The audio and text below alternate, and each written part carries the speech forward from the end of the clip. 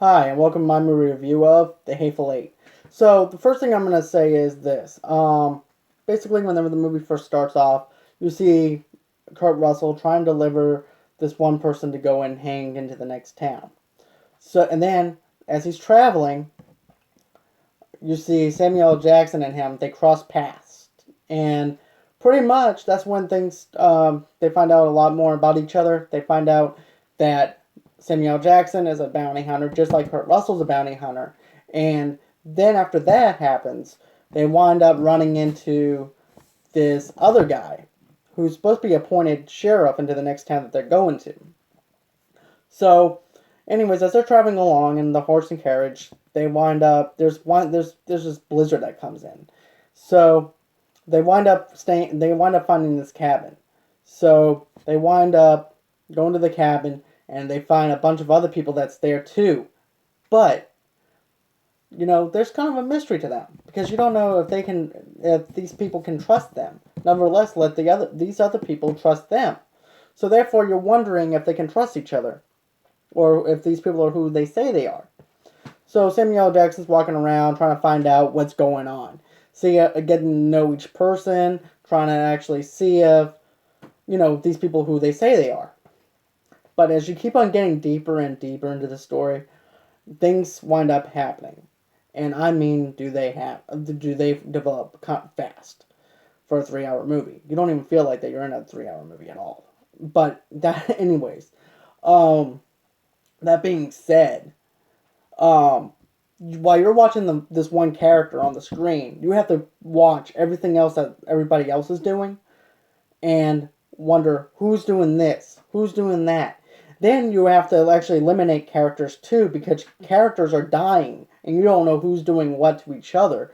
So therefore you're like, okay, I'm going to try and do this. Oops, okay, it's not that character, so I'm going to have to go with this one. But this is like a whodunit country western movie that Quintino is able to do. It's kind of like Clue, but country western.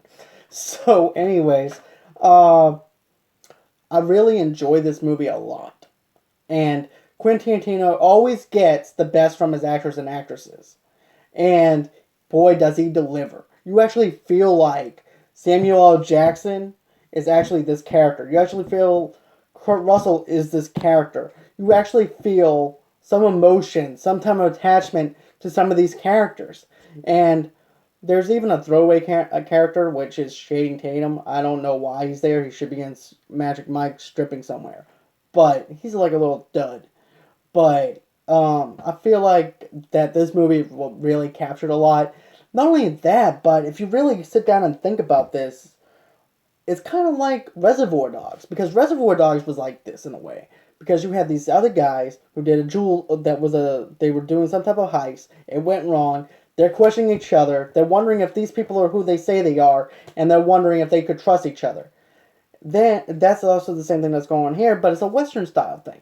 And I like it. It's actually new, it's fresh, it's something original, that's something that hasn't really been done before, and I'm actually enjoy this movie a lot. Now, there is one little small negative thing that I feel like that they should have left out of this movie because I felt like it was a little much. And I don't want to spoil that for anybody because I don't want that to ruin your experience with this movie. But it didn't take me out of the movie, but it made me gross out enough to where I had to actually close my eyes a little bit because I didn't like that one part. Now, everybody's different in every way and everything else, so I mean, if that's what I'm saying, if that part is something that you like, that's cool. I'm not trying to down anybody that doesn't like it, but for me personally, I didn't care for it. But the music itself is very well done as well. There's that eerie kind of music that you really are zoned into. Some type of creepiness to that music. Some type of mysterious things going on with that. To where, okay, is this really going to go down the way that I think it's going to go down? Is somebody going to get killed? Or what's going on?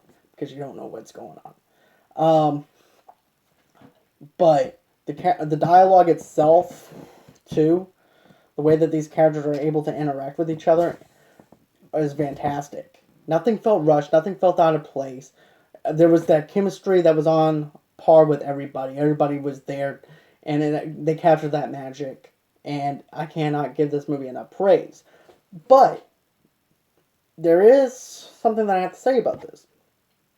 That I like it better than Django. I like Django a lot better than this movie, but I enjoyed this movie a lot. But Django just to me was a better movie. But I just feel like that, I just felt like that was just a better movie. That's just my preference. But like I said, that was like one of my own negatives about this whole entire movie was just that one little scene.